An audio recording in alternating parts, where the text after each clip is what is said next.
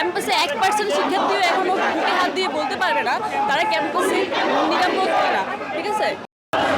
গতকাল রাতে ঢাকা বিশ্ববিদ্যালয়ের ছাত্রদল স্যার এফ রহমান হল শাখা ছাত্রদলের সাহিত্য প্রকাশনা সম্পাদক শাহরিয়ার আলম সাম্য হত্যাকাণ্ডের ঘটনায় আজকে দুপুর থেকে কিন্তু বাংলাদেশ জাতীয়তাবাদী কেন্দ্রীয় ছাত্রদল এবং ঢাকা বিশ্ববিদ্যালয় ছাত্রদল কর্তৃক আয়োজিত একটি বিক্ষোভ মিছিল শুরু হয়েছে। বিশেষ করে আপনাদেরকে একটু দেখাতে চাই যে ছাত্রদলের কেন্দ্রীয় নেতারা, বিশেষ করে ছাত্রদলের সভাপতি রাকিব এবং নাসির, তাদের নেতৃত্বে আজকে কিন্তু মূলত এই বাংলাদেশ জাতীয়তাবাদী কেন্দ্রীয় ছাত্রদলের নেতাকর্মীরা তারা কিন্তু মূলত এই বিক্ষোভ মিছিলটি শুরু করেছেন এবং ইতিমধ্যেই আমরা আপনাদেরকে একটু দেখাতে চাই যে বিক্ষোভ মিছিলটি কিন্তু ইতিমধ্যে টিএসসি থেকে শুরু হয়ে ঢাকা বিশ্ববিদ্যালয়ের মধুর ক্যান্টিনের দিকে আগাচ্ছে।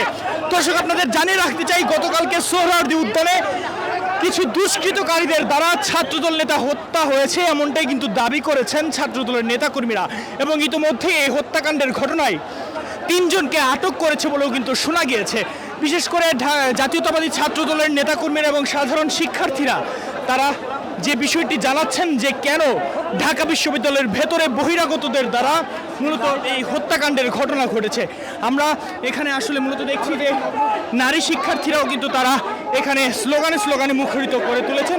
আমরা কয়েকজনের সাথে একটু কথা বলে জানার চেষ্টা করব যে ঢাকা বিশ্ববিদ্যালয়ে বহিরাগতদের দেখতে চান কিনা আপনারা? অবশ্যই না। ক্যাম্পাসে 1% শিক্ষার্থীও এখনো বুকে হাত দিয়ে বলতে পারবে না তারা ক্যাম্পাসে নিরাপদ কিনা। ঠিক আছে। আমরা ছাত্রদল নেতাকর্মীরা এখন হত্যাকাণ্ড হয়েছে, পরবর্তীতে এবং কি হত্যাকাণ্ড হতে পারে আরো? অবশ্যই হতে পারে। ক্যাম্পাসের 5 আগস্টের পর থেকে অথর্ব ভিসি এবং অথর্ব কোনোভাবেই কোনো রকমের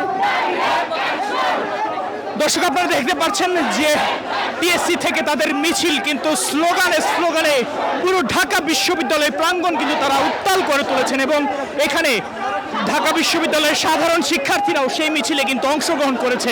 আপনাদেরকে দেখিয়ে রাখতে চাই কেন্দ্রীয় ছাত্রদলের সভাপতি, সাধারণ সম্পাদক থেকে শুরু করে প্রত্যেকে কিন্তু এখানে এই মিছিলটির অংশগ্রহণ করেছেন এবং তারা এই মিছিলটি পুরো ঢাকা বিশ্ববিদ্যালয় প্রাঙ্গণে কিন্তু তারা এসে শেষ করছেন। আপনাদেরকে দেখাতে চাচ্ছি।